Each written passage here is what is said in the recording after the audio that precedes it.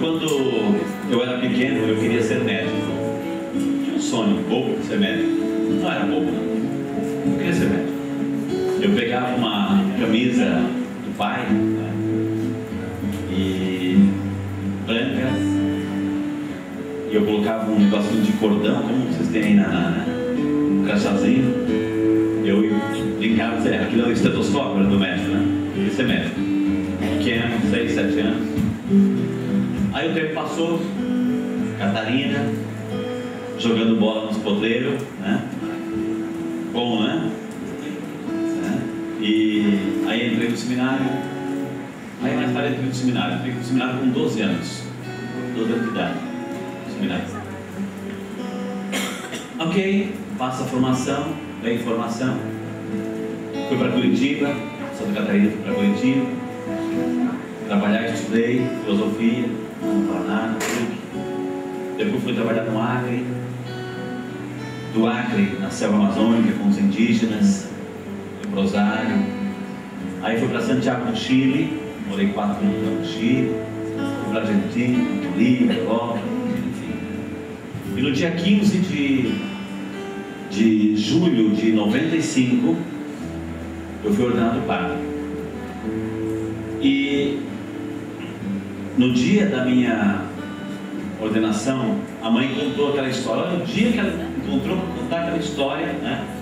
Assim, hoje está se realizando uma promessa. No dia da minha ordenação, estava preparado já. Que promessa, mãe? Ela contou a história. Quando você nasceu, porque ela nunca tinha contado, você nunca tinha contado para ninguém. Quando você nasceu, eu fiz uma promessa para Deus. Naquele hospital que você foi batizado pelo médico e pela enfermeira, que você nasceu morto, que eu não queria que nenhum filho meu morresse pagão, né?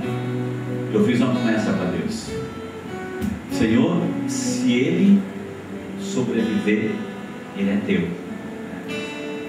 Foi essa a promessa que ela fez.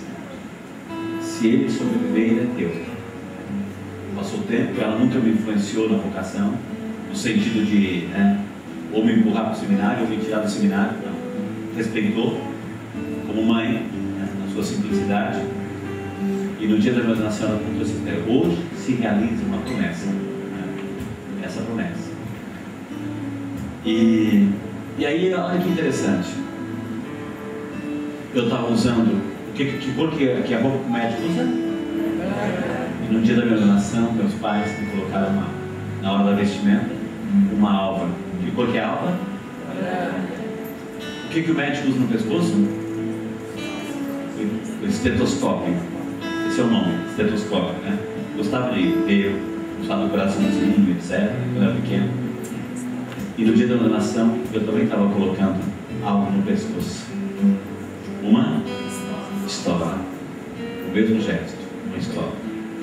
E olha que interessante, Deus me deu a graça de entrar numa família religiosa que, entre outras coisas, trabalha com os doentes. Por isso que eu sou, por estar nas comunicações, 15 anos de televisão, 23 anos de rádio, e eu divulgo muito essa questão da devoção de São Peregrino, que vocês aqui também reconhecem. São Peregrino, protetor contra o mal do câncer, eu divulgo pelo país afora. Nessa cidade onde a gente vai, sempre leva, né? Sempre leva a devoção, propagar a devoção pela causa. Aliás, afinal de contas, você é o protetor, não é de uma doencinha, é o protetor contra o mal do câncer. Eu rezei missa antes de ontem à noite, foi sábado, não? Hoje é sábado, foi quinta noite, lá em São José dos Campos, tinha mais de 85 pessoas com câncer, vindas de vários lugares, só de câncer, ainda fora as outras doenças, né? Então esse é o trabalho que a gente tem visitado pelo país afora, com essa missa da saúde. Tivemos no Albaraçá, né? Com essa missa, com esse projeto da saúde, sempre onde a gente vai, sempre incentivando que haja no dia da missa um atendimento médico, né? Um plantão, mutirão da saúde. É isso que a gente faz, fotografa, filma, e aí termina com a missa. E é isso que a gente faz. Eu entrei nessa família, Deus me deu a graça de entrar numa família que, entre outras coisas, lida com a questão dos doentes de câncer, né? Lida com E é interessante que lá atrás, e aí eu comecei a entrar no universo da comunicação, e quando de repente eu me via, eu estava lá fazendo programa de médicos, entrevistando médicos no rádio. Levei esse programa do rádio para a televisão, nasceu o Vida e Saúde, que acho que vocês assistem, né? O Vida e Saúde, que 2011, 2012, né? Pelo menos ocupou o primeiro lugar na século XXI, né? Disparado, por se tratar de espiritualidade e saúde, disparado, né? É ainda o programa disparado em relação a Ibope, essas questões assim, né? E de repente, rádio, televisão, Deus me deu a graça de trabalhar com médicos, né? Entrevistar médicos, orientar as pessoas para levar essa esperança, esse consolo, esse universo da saúde, dessa causa tão nobre.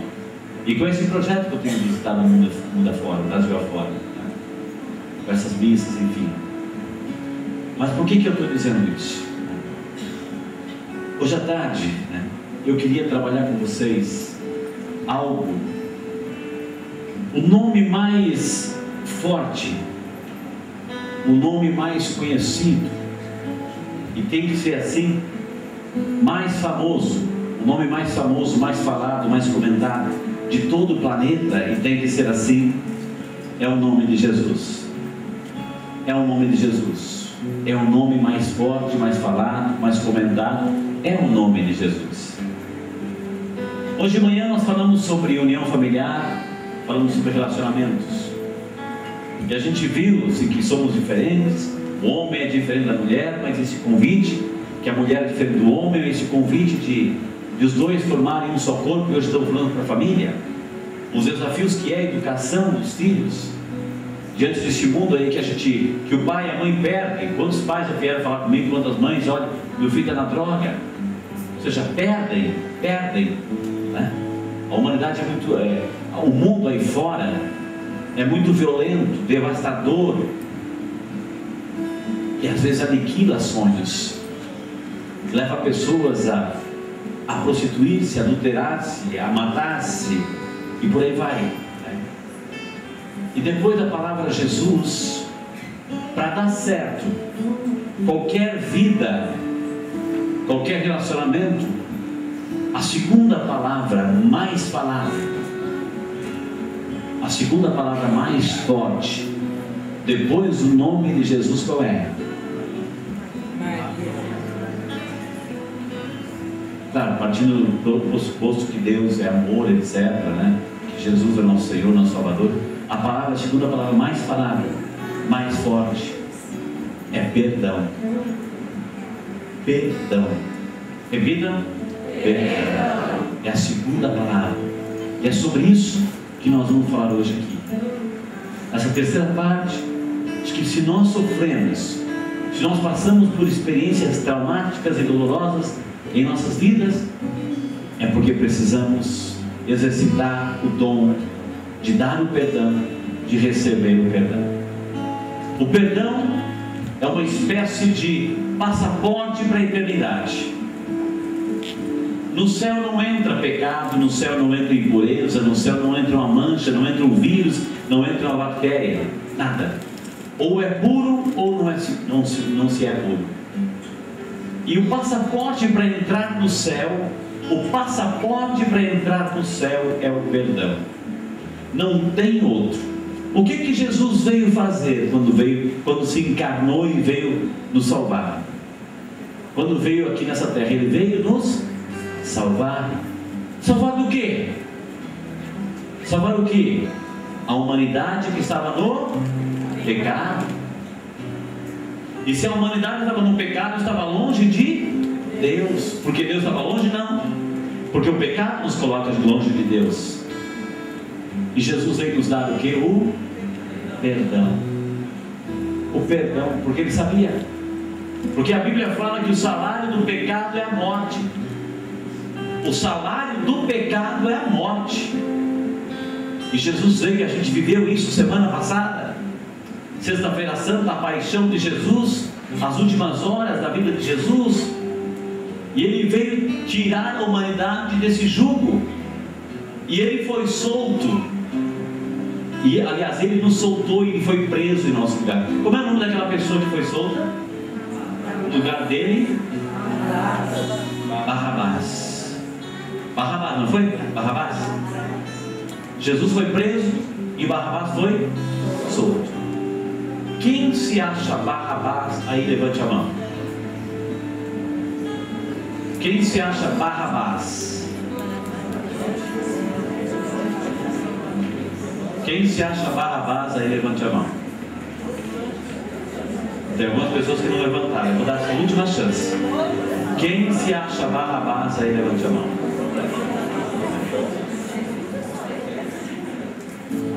É melhor levantar. É melhor levantar. É melhor levantar. Jesus foi solto para que Barrabás, Jesus foi preso para que Barrabás fosse solto. Eu sou Barrabás, vocês são Barrabás, vocês todos são Barrabás. A palavra Barrabás, ela é a junção de duas palavras. Bar-Abá. Barrabá. Bar-Abá. Abá. Abá. Abá. Abá, pai. Bar significa filho em hebraico. Bar, filho. Abá, pai. Jesus foi preso para que todos os filhos do pai fossem soltos e salvos. Então Barrabás tinha que ser solto. Jesus foi preso para que nós, os Barrabás, fôssemos soltos. Quando Jesus estava vivendo nos últimos momentos, ele veio salvar a humanidade. Vocês acham que o diabo deixou barato essa humanidade para Jesus? Não. O diabo não deixou barato. Nós somos filhos de Deus, criados à sua imagem e semelhança. Mas os filhos de Deus, os Barrabás, estavam presos por causa do pecado, por causa da soma do pecado. O salário do pecado é a morte. Os filhos estavam presos. E Jesus, ele teve um diálogo com o inimigo. Jesus falou assim: eles são meus, porque são filhos do Pai. São Deus nada. Deus os criou. Mas olha quem são eles: um monte de mentirosos, trapaceiros, corruptos, enganadores, adúlteros, ladrões. Esses são Deus? Não. Uma coisa é Deus que fez, outra coisa é o comportamento. E pelo comportamento deles, agora eles são meus, disse o inimigo. Agora eles são meus. E aí Jesus perguntou: quanto é que você quer para soltá-los? Quanto você quer para soltar cada um deles? O inimigo falou assim: você quer comprar?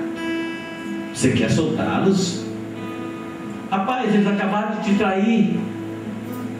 Eles te acudiram no domingo de Ramos, olha o que acabaram de fazer, crucificam, e você quer soltar? Eles são traidores. Eles não são fiéis. Eles não fidelizam as suas opções. Eles não sustentam os seus propósitos. Eles se traem com facilidade. E ainda você quer soltá-los?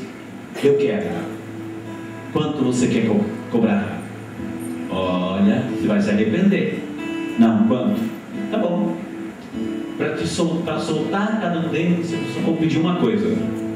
Para soltar, eu só vou pedir uma coisa. E o que o inimigo pediu? A vida de Jesus. Eu solto, mas eu quero te matar. Eu quero a tua vida. E o que Jesus fez? Se é a minha vida que você quer para soltá-los, eu aceito. Eu dou a minha vida. E aí ele foi preso. E o Barrabás foi solto. E é interessante que no alto da cruz, quando Jesus viu aquela humanidade toda, aquelas pessoas ali, o que Jesus disse? Pai, perdoa-lhes, eles não sabem o que fazem. E Jesus teve ainda alguns momentos, quando viu que dois ladrões começaram a discutir entre eles. Um começou a olhar para Jesus, a gente viu tudo isso na sexta-feira. Se você é filho de Deus, se você tem poder, se você não é um qualquer, desce daí, desce daí. Você não tem poder? Desce, salva-te a ti mesmo, salva nós, olha a nossa situação, nós vamos morrer. Você é filho de Deus. Aí o que disse o outro? Fica quieto, nós estamos aqui porque merecemos, mas esse pobre homem não fez nada para estar aqui. Aí ele olha para Jesus e fala assim: Senhor, lembra-te de mim quando começares a reinar. O que Jesus falou? Hoje mesmo estarás comigo no paraíso. Ali, no último instante, Jesus colocou alguém no paraíso. Eu falei de manhã, nós estamos numa fila invisível em direção ao nosso fim aqui. Não sabemos o dia e a hora, não sabemos o número de nossa senha. A qualquer momento pode aparecer, do jeito que aparece, ou uma doença, um acidente, uma tragédia natural, mas a qualquer momento pode aparecer. Disse Hebreus, né, que a vida é única, e o Salmo 90, que a vida é curta. Só que a gente não sabe o último momento para pedir perdão para Jesus. Então é um exercício que a gente tem que fazer diário. Jesus disse, Pedro perguntou, porque havia uma lei no Antigo Testamento: quantas vezes eu devo perdoar? Até 7 vezes? Porque essa é a lei. E o que responde Jesus? Eu não te digo 7 vezes, mas 70 vezes. Não, 70 vezes 7 vezes. Só que a gente não diz a palavra vezes. 70 vezes 7 vezes. Esse é o original do grego. 70 vezes 7 vezes. Porque 70 vezes 7 dá quase 90, não dá? Quase 90 e um mês a gente gasta, nossa cota, né? 490, 749, 790, um mês, 2 meses, um ano, a gente esgota a nossa cota. E daí? Agora se eu digo 70 vezes 7 vezes, foi o que disse Jesus, então eu multiplico. 7 vezes 1 dá quanto? 7. Pega o resultado e multiplica por 7, né?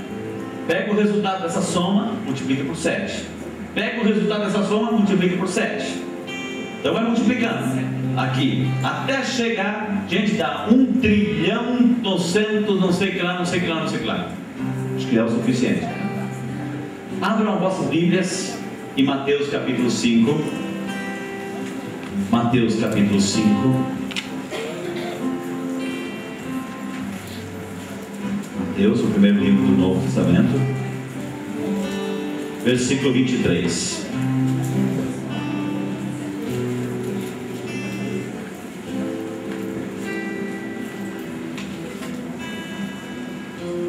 Mateus 5, 23. Achou? Sabe? Jesus está falando da lei ali. Capítulo 5 até o capítulo 8, Jesus está no Sermão da Montanha. O bloco só. Do 5 ao 8, onde está Jesus? Em cima do monte. Bem-aventurados são os pobres, bem-aventurados os misericordiosos, puros de coração, etc. Então um discurso só, do capítulo 5 até o capítulo 8. O capítulo 5, versículo 23, portanto, é a continuação do Sermão da Montanha. E Jesus está falando ali do perdão. E diz assim o versículo 23: se estás, portanto, para fazer a tua oferta diante do altar, e te lembrares de que teu irmão tem alguma coisa contra ti, deixa lá a tua oferta diante do altar, e vai primeiro reconciliar-te com teu irmão. Só então vem fazer a tua oferta. Se você está diante do altar para fazer a tua oferta, e te lembrares que tem uma causa contra o teu irmão, deixa a tua oferta de lado e vai primeiro reconciliar-te com ele. Depois, se você alcançou fazer essa reconciliação, aí sim você vai oferecer a tua oferta, que Deus vai aceitar. Meu amado, minha amada, eu não sei se vai te escandalizar o que eu vou te dizer, mas não sou eu que digo, é a Bíblia que fala. Não adianta, você pode ser a pessoa mais rezadeira, mais rezadora. Você pode rezar 5 terços por dia. Você pode participar de 10 missas por dia. Você pode ter uma espiritualidade assim que todo, nossa, aquela pessoa parece que é um santo ambulante. Você pode ter tudo isso. Você pode ter tudo isso. Essa espiritualidade em alta. Mas se você não for capaz de perdoar o teu irmão, não adianta, que Deus não vai se convencer. Deus não vai se convencer com os teus terços, com as tuas orações, não vai se convencer. Elas têm que levar você a exercitar o perdão. Elas têm que levar você a colocar em prática o perdão. Caso contrário, não adianta, não adianta. Não podemos enganar a Deus. As pessoas, a gente dá uma ajeitada, uma camuflada, uma enganada, mas Deus não aceita. Deus não aceita. Se você tem alguma coisa contra alguém, você pode ser a pessoa mais rezadeira, rezador, Deus não se convence. Tudo bem, eu sei que você reza, eu sei que você louva, eu sei que você canta, eu sei que você participa de um grupo, eu sei que você participa de alguma pastoral, eu sei disso tudo. Mas não adianta. Aqui você não entra. Porque o critério para entrar aqui é fazer o que Jesus fez lá embaixo. Ele veio para perdoar. Então, se você tiver alguma oferta para oferecer a Deus, um louvor, um sacrifício, uma liturgia, uma espiritualidade, se você não for capaz de perdoar, não adianta. Deixa de lado a tua oferta. Vai primeiro reconciliar-te com o teu irmão. Quando você conseguir isso, aí sim Deus aceita a tua oferta. O que aconteceu com Caim e Abel? 2 irmãos, os primeiros filhos do primeiro casal na Bíblia. Houve um assassinato. O que aconteceu? Por que Caim matou Abel? Por que Caim matou Abel? Ciúme.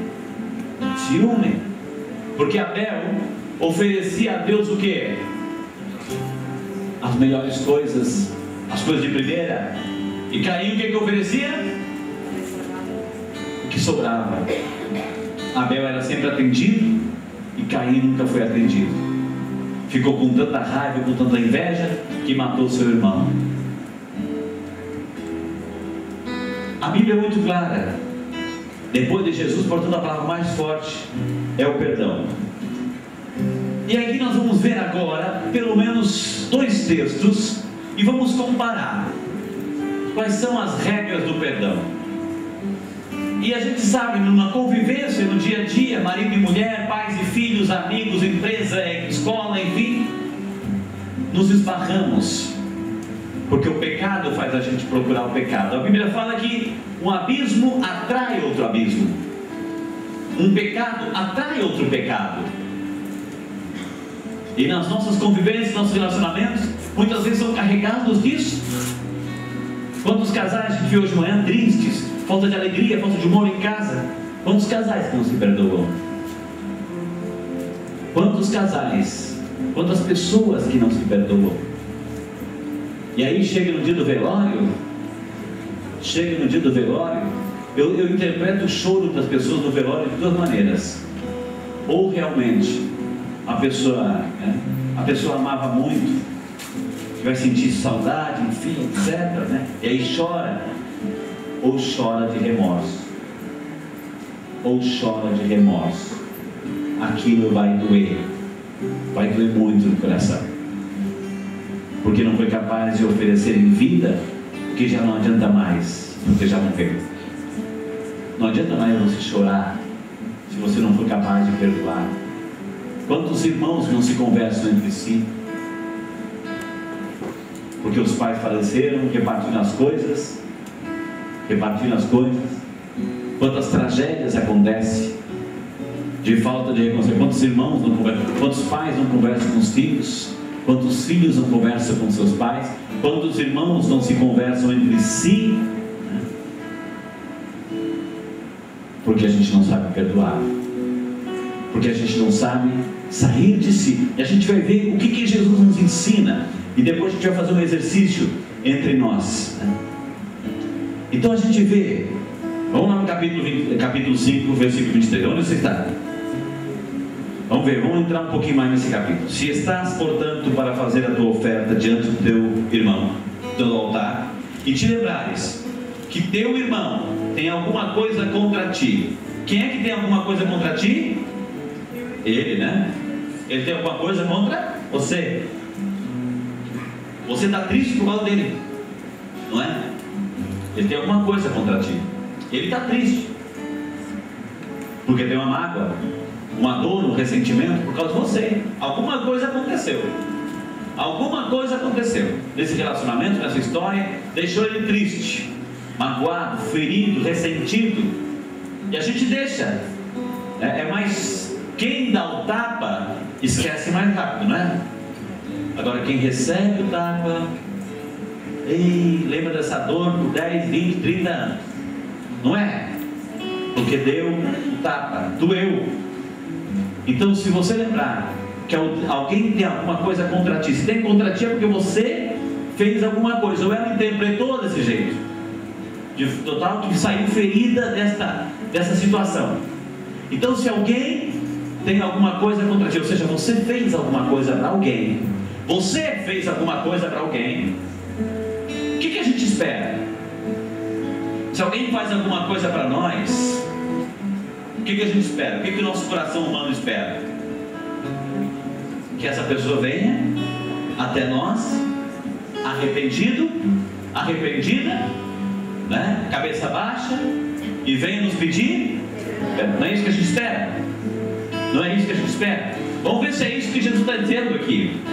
Vamos ver se é isso o exercício do perdão. Porque a humanidade estava perdida, pecadora. A humanidade estava pedindo perdão para Deus?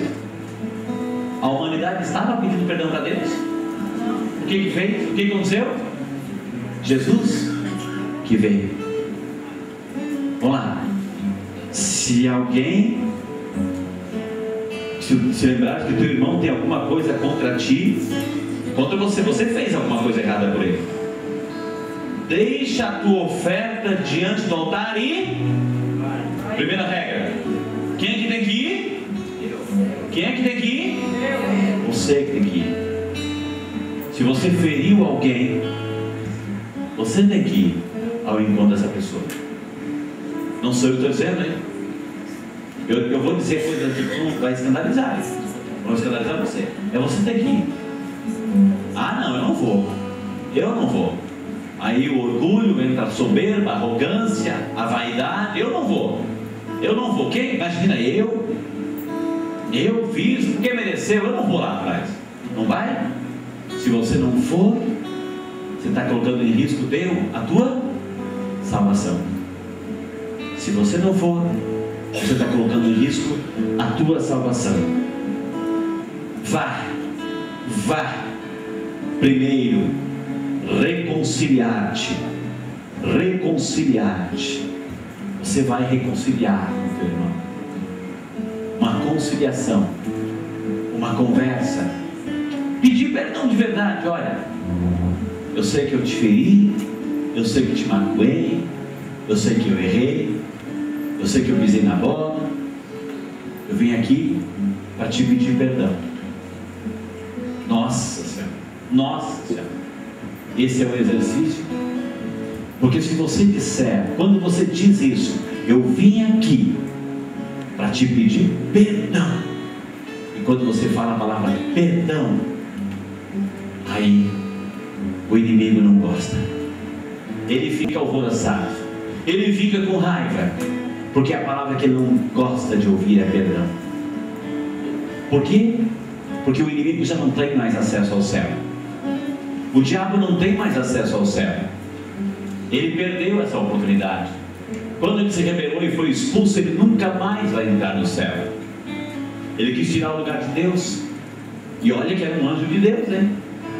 Lúcifer, o portador da luz, o chefe. Ele nunca mais vai entrar no céu. Se ele nunca mais vai entrar no céu, isso para ele é uma tortura. Isso é o inferno. O que é o inferno? Nunca mais vai entrar na luz. Você vai viver na escuridão, nas trevas, no fogo, no cheiro mal, no enxofre, na caatinga, e etc, etc. Isso é o inferno. Ou seja, o que é o inferno? Nunca mais eu vou ter acesso. E o diabo nunca mais vai ter acesso. Então, se ele nunca mais vai ter acesso, e olha qual é a grande mágoa do inimigo. Ele sabe que Deus é amor, ele sabe que Deus ama, ele sabe que no céu é tudo de bom, ele sabe porque ele experimentou. Ele nunca mais vai ter acesso a esse colo de Deus, essa ternura de Deus, esse carinho de Deus, esse afeto de Deus. Ele nunca mais vai ter isso. E se ele nunca mais vai ter isso, o que ele vai fazer? Se eu não posso, eu vou fazer de tudo para que os amados de Deus também não possam. E quem são os amados de Deus? Nós somos os amados de Deus. Então ele vai fazer de tudo para te atrapalhar, para que você também não tenha esse acesso que ele não tem mais. Ele não tem mais esse acesso. Então ele vai fazer de tudo para atrapalhar. Então reconcilia enquanto dá tempo. Enquanto há tempo. Então primeiro você vai, e depois você vai se reconciliar com ele. A terceira regra, então, ir reconciliar-se com o teu irmão. Vai reconciliar-se com o teu irmão. Como? Você e ele. Não adianta colocar no Facebook, né? No Twitter, né? Não adianta. É você e ele. É você e ele. Não é uma ligadinha não. Ó, eu vou ligar. Olha, me perdoa. Não, esquece. Não. Esteja com ele. Olhe nos olhos. Faça a experiência de estar com essa pessoa. Então, se você ofendeu alguém, agora você ofendeu, então você tem que ir, reconciliar, pedir perdão, você e ele. Ficou entendido essa coisa? Essa regra de Jesus? Ok. Vamos a outro texto agora. Mateus 18. É só seguir um pouquinho. Mateus 18. Vamos ver o que Jesus vai dizer agora. 18, versículo 15. Lembra-se? Vão achando aí, Mateus 18, versículo 15. Primeiro momento de Mateus, lá Mateus 5, 23, a gente viu o movimento. Eu fiz algo de errado para alguém. Eu deixei alguém triste. Eu deixei alguém ferido, magoado, machucado, né? Alguém ressentido, alguém se machucou por causa de mim. Então eu tenho que ir me reconciliar junto com essa pessoa. Não foi isso que a gente aprendeu? Vá, reconcilie-te com o teu irmão. Você e ele, a sós, particular. Beleza. Agora vamos ver o contrário. Se alguém nos fere, agora, se antes nós fomos os ofensores, agora nós somos os ofendidos. Entenderam a dinâmica? Se antes eu ofendi, agora alguém me ofendeu. Portanto, eu que estou machucado, ferido, ressentido, etc. Vamos ver o que Jesus diz agora no capítulo 18, versículo 15. Vamos ver se aquelas 3 regrinhas do capítulo 5, se elas se repetem aqui. Elas se repetem nesse... Porque o que eu disse? O normal, a lógica do mundo é: se alguém me feriu, eu tenho que dar o perdão, não é? Mas para eu dar o perdão, essa pessoa tem que vir a mim, pedir, né? Baixar a cabeça e ir lá pedir o perdão para mim. É isso que eu acho que tem que fazer. Não sei se Jesus ensina essa mesma coisa. Porque se eu ofendo, é claro, eu tenho a obrigação de ir. E agora, se eu sou o ofendido? Se eu sou o ofendido, vamos ver o que Jesus fala. Se teu irmão pecar contra ti, quem é que pecou contra você? Teu irmão. Se ele pecar contra ti, vamos ver. Agora ele pecou. Se antes você pecou contra ele, agora ele pecou contra ti. Ai. O que verbo vem o seguinte? Vai quem? Quem que tem que ir? Poxa, eu de novo? Não dá assim, né? Tá, alguma coisa errada. É pegadinha aqui, é pegadinha. Se eu peco contra alguém, eu vou. Agora, se alguém peca contra mim, quem que tem que ir? Eu também? Eu tenho que ir ao encontro dessa pessoa. Olha só, está repetida a primeira regra, não está?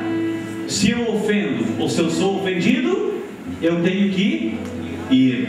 Vá, converse, repreende, entre. Opa!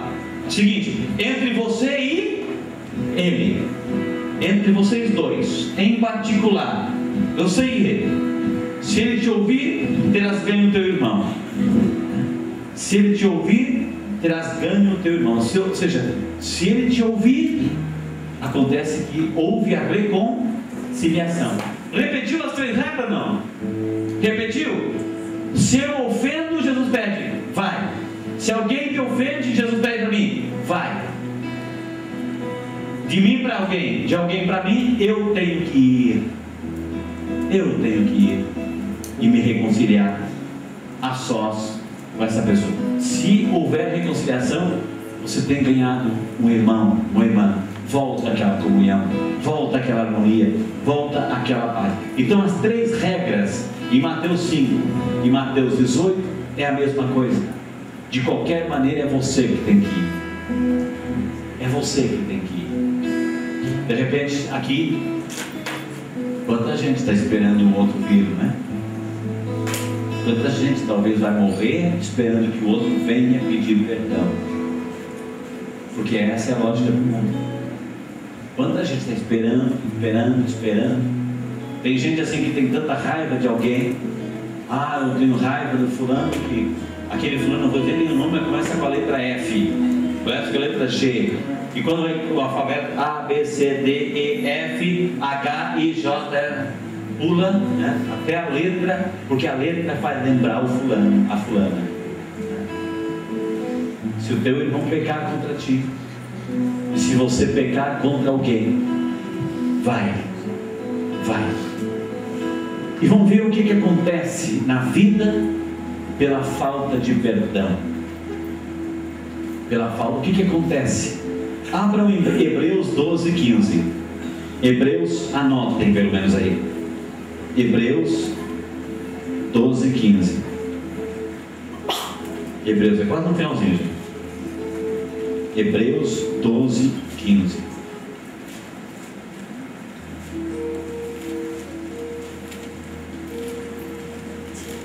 As doenças da alma.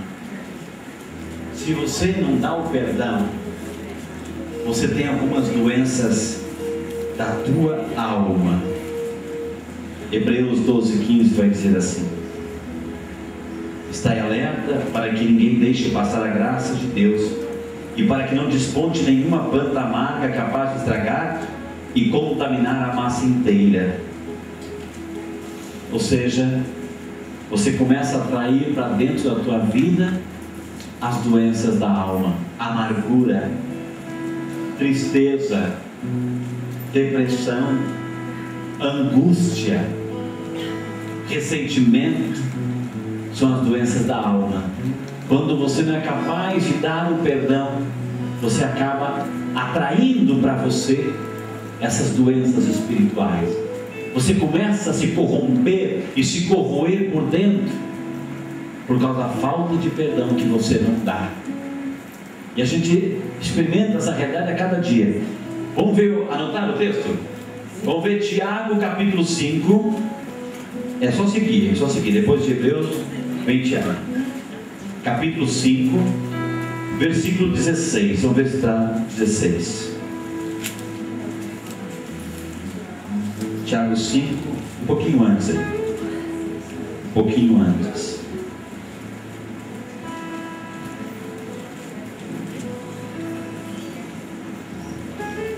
Deixa eu 6 aqui.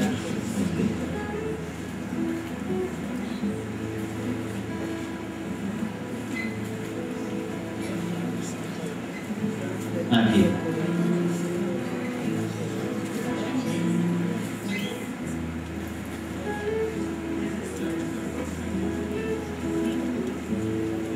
Acharam, Tiago? Isso, ali está falando da confissão dos pecados. Confissão dos pecados, mas as doenças do corpo. As doenças do corpo. Contenda.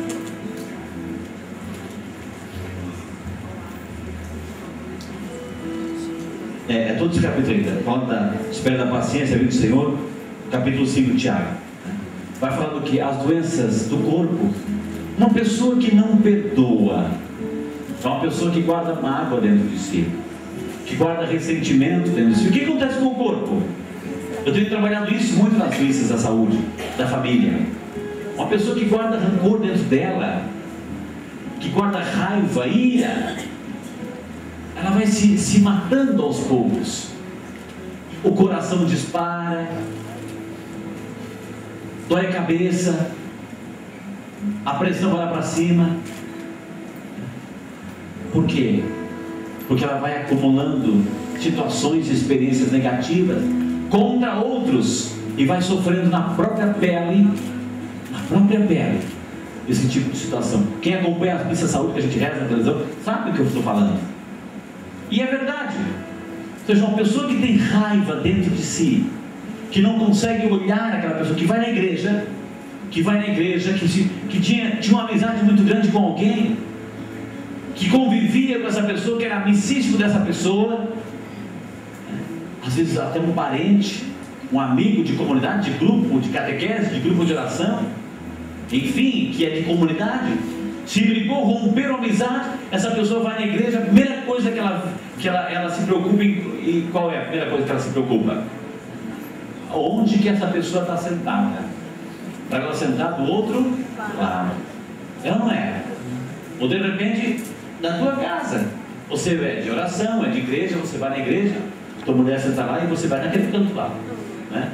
Para, na hora da paz, não ter o perigo de você estender a mão e dar paz para tua esposa, para um amigo, teu filho, enfim, teu irmão. É ou não é? É assim que acontece. É assim que acontece. E aí começam a surgir problemas no teu corpo. Aí você vai no médico, você vai fazer exame, você gasta com exame, e você vai lá e o médico diz na tua cara que você não tem nada. Você não tem nada. Como não, doutor? Minha pressão está lá em cima, tem sim, dá um remedinho, enfim, e volta tudo ao normal. Alguma coisa está interferindo nessa tua harmonia, nessa tua paz. É a tua falta de trabalho esses sentimentos.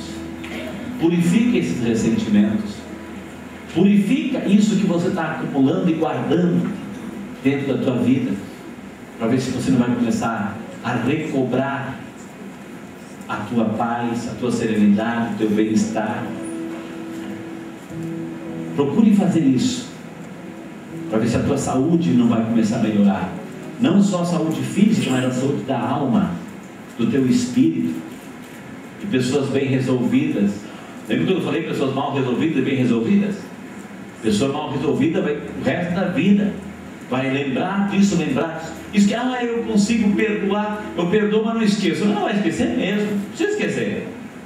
Não precisa esquecer. Só se arrancar a tua memória, só se cortar o teu pescoço, pelo transplante de cabeça ou de memória, isso você vai esquecer. Vai esquecer, você não vai esquecer. Agora você não precisa lembrar e jogar na cara todo dia. Precisa? Já não perdoou? Já não perdoou? O que acontece no relacionamento? Quando acontece qualquer coisinha mal, meu Deus do céu, olha as caixinhas que eu falei de manhã, olha as caixinhas, olha o curto-circuito, né? Gente que desenterra defunto de 15 anos atrás. Não estou falando de hoje não, não estou falando de hoje não, está lembrando daquela vez lá? E aí desenterra tudo, desenterra, ou seja, ainda não se resolveu, e está ali no coração remoendo. Você sabe o que faz os bois? Os animais, né? Eles comem o dia inteiro, não comem? E o que faz à noite? Ficam remoendo. Esse remoer é que o nosso coração fica fazendo quando nós não perdoamos. Ficamos remoendo e tira a nossa paz, a gente fica com raiva, a gente perde a raiva e comete besteira, faz besteira, diz besteira, e depois, meu filho, que a palavra saiu da tua boca, ela não é mais tua. O estrago está feito. Ter essa paciência de ficar quieto e de se controlar na hora da raiva é um exercício para quem quer ser santo. Eu estou longe disso também, viu? Eu estou longe de você, acho que você está mais próximo, né? Mas assim, se controlar, né? Parar, pensar, refletir, né? Contar de 1 a 500 antes de dizer alguma coisa, é só aquele que quer ser santo de verdade. Mas no céu não entra quem não é santo. No céu não entra quem não é santo. Então as doenças do corpo, muitas doenças do corpo, eu digo isso com propriedade, porque você sabe que eu trabalho com médicos a minha vida inteira, e eles dizem, muitas das doenças somos nós que criamos. Somos nós. E mesmo que a pessoa tenha doença grave, câncer, outros problemas, né? Se você não é uma pessoa que sabe perdoar, a raiva, o ressentimento, o que vai fazer? Vai acelerar o processo. E aí sim, aquela fila que antes era invisível, né? Começa a ser cada vez mais visível. Você começa a receber sinais da tua senha, né? Da tua senha. Está chegando o dia, está chegando a hora, né? Então as dores, as doenças do corpo. Leia, abram em Provérbios. Provérbios fala muita coisa interessante. 28:13. Provérbios. O que faz a falta de perdão? Já vimos o que causa a falta de perdão. Causa doenças na alma, amargura, entendeu? Tristeza. São doenças da alma. A falta de perdão causa tudo isso. A falta de perdão causa doenças físicas, né? Coluna, cabeça, enxaqueca, certo? Né? Tem causas físicas? Claro que tem, mas muitas dessas doenças são causadas pela falta de perdão. E outra coisa que causa também a falta de perdão, olha lá o versículo 13: quem dissimula suas faltas não há de prosperar, quem as confessa e as detesta obtém misericórdia. Ou seja, a falta de perdão, a falta prejudica o que? A prosperidade. A falta de perdão prejudica a prosperidade. Aquela pessoa não vai para frente, não sai do lugar, não evolui, não tem nada, não isso aquilo, né? Trabalha, condenado, não tem nada. O que está faltando? Perdoar. A falta de perdão. Claro que tem outras questões que a gente viu de manhã, trabalho, a boa administração, etc, né? Se você não tiver juízo nos bens materiais, né? As coisas que Deus coloca para você administrar, você se perde também. Mas a falta de perdão, aqui, não sou eu que estou dizendo, quem dissimula suas faltas, ou seja, quem não perdoa, não há de prosperar. Você quer prosperar? Você quer prosperar na tua vida? Prosperar em todos os sentidos? Prosperar nos bens materiais, prosperar na tua felicidade, no teu bem-estar? Existe um caminho, é o caminho do perdão, é a via do perdão. Por isso que Jesus, Ele colocou no Pai Nosso, quando Jesus nos ensinou a rezar a oração dele, o Pai Nosso é a oração de Jesus, Ele colocou bem lá no meio: perdoai-nos as nossas ofensas. E Jesus já tira até uma conclusão: assim como nós perdoamos. Jesus não fala assim: perdoai-nos as nossas ofensas, assim como nós perdoaremos. Jesus não fala isso. Assim como nós perdoamos. Ou seja, Ele dá por descontado que assim nós queremos o perdão de Deus. Nós só vamos obter o perdão de Deus se nós perdoarmos.